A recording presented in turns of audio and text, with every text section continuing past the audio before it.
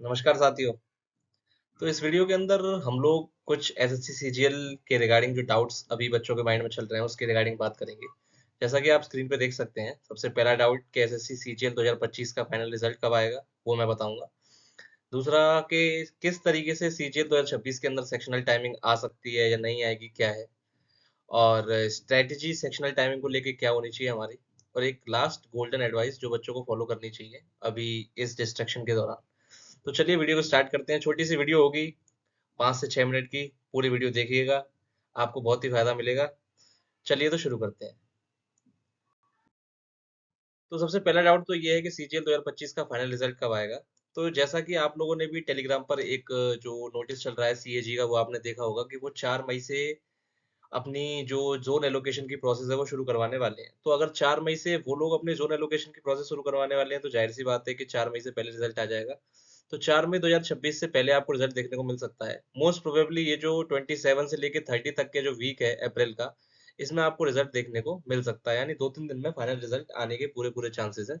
और जैसे ही एक बार फाइनल रिजल्ट आएगा उसके बाद फिर सारे के सारे जोन एलोकेशन की प्रोसेस, डीवी, जॉइनिंग, वो सारी प्रोसेस रेस्पेक्टिवली उसके बाद ही स्टार्ट होंगी, लेकिन पहले फाइनल रिजल्ट आएगा। चलिए, तो ये तो हो गया सीजीएल 2025 के फाइनल रिजल्ट के बारे में।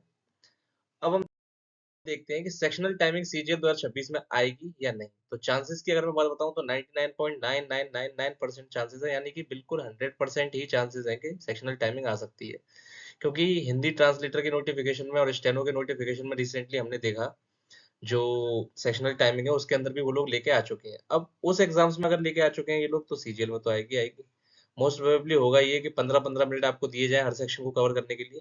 तो अगर 15 मिनट हर सेक्शन में दिए जाएंगे तो इंग्लिश में और जीएस में तो कोई दिक्कत नहीं होगी, क्योंकि अभी भी आप ऐसे ही करते थे।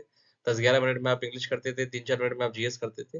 लेकिन अब टाइम और मिलेगा तो और अच्छी तरीके से आप जीएस और इंग्लिश को कर सकते हैं।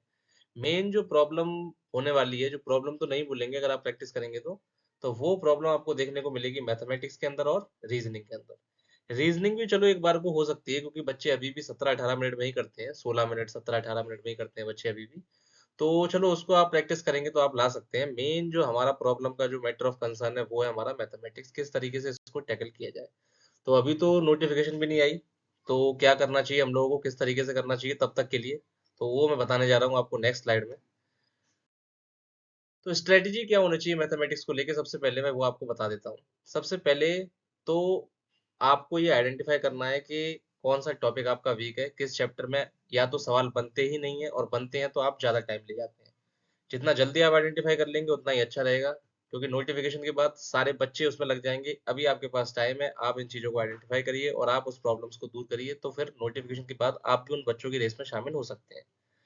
तो सबसे पहले तो आपको आइडेंटिफाई करना है जो चैप्टर आपका वीक है या फिर जिसमें आपको टाइम ज्यादा लगता है, उसके आपको चैप्टर वाइज कम से कम 200-250 क्वेश्चन आपको लगा देने हैं किसी भी प्रीवियस ईयर बुक से।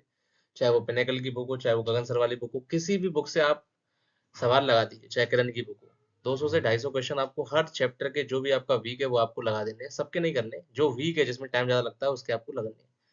उसके बाद फिर आपको क्या करना है, जितने भी सेक्शनल मॉक्स किसी भी प्लेटफॉर्म पे आपको मिल जाएंगे, चाहे वो टेक्स्ट बुक हो, चाहे वो ऑलिव बोर्ड हो, चाहे वो सुपर मॉक्स हो पंडित वाला, कहीं पर भी आपको सेक्शनल मॉक मिल जाएंगे। आपको जितने ज्यादा पॉसिबल हो सके उतने ज्यादा सेक्शनल मॉक्स आपको देने हैं। सेक्शनल मॉक्स से क्या होगा, आपकी स्पीड बढ़ेगी, आप एक पर्टिकुलर टाइम लिमिट के अंदर पर्टिकुलर सवाल करना सीखेंगे। हर फैक्चुअल डेटा, जितना भी फैक्चुअल डेटा है, जैसे कि टेबल्स हो गए, स्क्वायर्स हो गए, क्यूब्स हो गए, ये सारा फैक्चुअल डेटा आपके टिप्स पर होना चाहिए, आपको तुरंत याद होना चाहिए, ताकि कैलकुलेशन के अंदर हमारा टाइम वेस्ट ना हो, हम ज्यादा जल्दी से जल्दी ज्यादा से ज्यादा सवाल कर सकें। अब इनिशियली आपको क्या करना होगा, आप सोच रहे हैं 15 मिनट में 25 करने पड़ेंगे, तो इनिशियली अगर आप 25 क्वेश्चन को टारगेट लेके चलेंगे तो हो सकता है आप शुरू में थोड़ा सा डिमोटिवेट हो जाए। तो इनिशियली 25 क्वेश्चंस का टारगेट आपको लेके नहीं चलना है। इनिशियली आपको 20 क्वेश्चंस का टारगेट लेके चलना है विद 100% एक्यूरेसी, कि मैं 20 सवाल करूंगा 15 मिनट के अंदर, लेकिन वो 20 के 20 सवाल या 21 सवाल या 22 सवाल वो सारे 100% सही होंगे। स्टार्टिंग में आप करीब 20-30 मॉक्स इस तरीके से जब देंगे तो फिर आपकी स्पीड बन जाएगी, और फिर धीरे धीरे धीरे धीरे जब 50 सेक्शनल मॉक, 100 सेक्शनल मॉक हो जाएंगे, तब आप 15 मिनट में 25 सवाल करने लायक भी हो जाएंगे। समझ में आ रही कि मेरी बात? इसी तरीके से मैथ्स को कवर किया जा सकता है। तरीका केवल एक है, एक ही रामबाण इलाज है, वो है प्रैक्टिस। प्रैक्टिस के अलावा कुछ भी नहीं है। अगर आप बैच ज्वाइन करते हैं कि 15 मिनट में 25 सवाल करने के लिए मैं देख लूं कि टीचर किस तरीके से सिखा रहा है, तो टीचर अपने तरीके से सिखाएगा, बट अल्टीमेट प्रैक्टिस तो आपको ही बनानी पड़ेगी, अल्टीमेट स्पीड तो आपको ही बनानी पड़ेगी, वो होगा स्पीड उस प्रैक्टिस के साथ। चलिए चलते हैं। अब रीजनिंग की क्या स्ट्रेटेजी होनी चाहिए? तो रीजनिंग तो सिंपल है, बच्चे अभी बना भी लेते हैं, लेकिन अगर नहीं भी बन रहे फिर भी, तो इसमें भी आपको सिंपल वही 200 से 250 क्वेश्चन आपको करने पड़ेंगे हर टॉपिक के। होता क्या है, हमारा टाइम वेस्ट हो जाता है एनालॉजी के पैटर्न ढूंढने के अंदर, नंबर सीरीज के पैटर्न ढूंढने के अंदर। तो जितने ज्यादा क्वेश्चन आप स्टार्टिंग प्रैक्टिस के दौरान लगा लेंगे, उतना ही आपको पेपर में कम सफर करना पड़ेगा। तो सेक्शनल मॉक्स इसमें भी आपको लगाने पड़ेंगे, जितने ज्यादा सेक्शनल मॉक हो सके इसमें भी लगाइए। यहाँ पर तो 25 क्वेश्चन अगर आपको 15 मिनट में करने हैं, तो एक ही तरीका है, वो है प्रैक्टिस। क्योंकि इसके अंदर कोई टीचर आपको क्या ही करवा देगा, प्रैक्टिस तो आपको ही करनी पड़ेगी। सारे पैटर्न्स आपके टिप्स पे होने चाहिए। प्रैक्टिस आप कहीं से भी कर सकते हैं, किसी भी प्लेटफॉर्म से कर सकते हैं, कोई दिक्कत की बात नहीं है। उनका सब्सक्रिप्शन लीजिए और उनके प्लेटफॉर्म से प्रैक्टिस कीजिए। इस वीडियो के अंदर यही मैं बताने के लिए आया था, क्योंकि बहुत ही ज़्यादा डिस्ट्रैक्टेड है बच्चे, कुछ भी नहीं कर रहे हैं इस समय, नोटिफिकेशन का इंतजार कर रहे हैं। नोटिफिकेशन का इंतजार करने से कुछ होगा नहीं, मैं आपको बताऊं। आप अपनी प्रैक्टिस में लग जाइए, और एक तगड़ी वाली मेहनत करनी पड़ेगी आपको, क्योंकि कंपटीशन एक्चुअली में मैं आपको बताऊं, कंपटीशन जो सब कर रहे हैं वो आप कर रहे हो, तो ये कंपटीशन है ही नहीं है। कंपटीशन जो सब कर रहे हैं, आप जब उससे ज़्यादा करोगे तब आप सिलेक्शन ले पाओगे। Thank you all.